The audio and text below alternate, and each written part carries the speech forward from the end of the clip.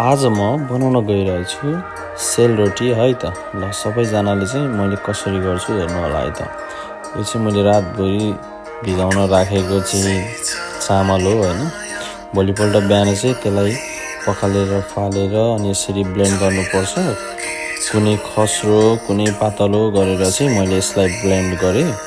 हेर्नु त यो चाहिँ खस्रो बनाएर ब्लेन्ड गरिरहेको छु। पहिलाको चाहिँ अलिकति पातलो भएको थियो। अनि त्यसमा चाहिँ हामीले सेमोलिना हाल्ने है त। सेमोलिना सुजी जे भने नि एउटै भयो। त्यसपछि हामीले त्यसको माथि चाहिँ सुगर हाल्दिनु। सुगर चाहिँ अलिकति नडरै हाल्नु है त। त्यस हालिसकेपछि चाहिँ हामीले घिउ हाल्दिने है त। मेल्ट गरेको घिउ हाल्दिने।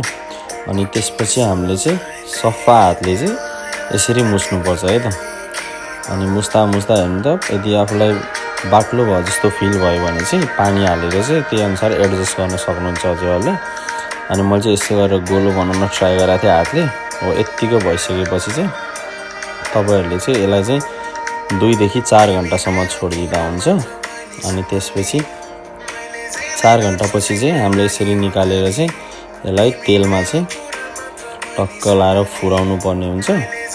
अनि हामीले तेल तताउन लाग्यो भने त कस्तो राम्रो भएको छ, गोलो फुरेको कति राम्रो भएको छ।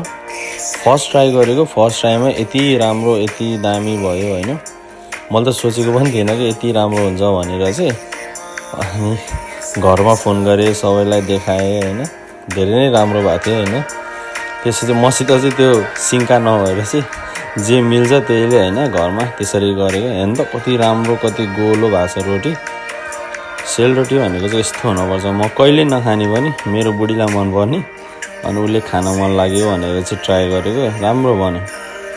यसरी नै हामी काम गर्दै बुढाबुढी रोटी खाँदै हैन। हेर्नु त मेरो बुढीले खाइरहेछ। धेरै नै राम्रो, कति राम्रो भएको थियो रोटी। लास्टमा हेर्नु है त रोटी कति राम्रो थियो। धेरै चाहिँ बनेन, मैले थोरै बनाएको थिएँ। त्यही 8-10 वटा जति बनाएको थिएँ, तर धेरै मिठो भएको थियो है त। हजुरहरू पनि ट्राई गर्न सक्नुहुन्छ। Thank you.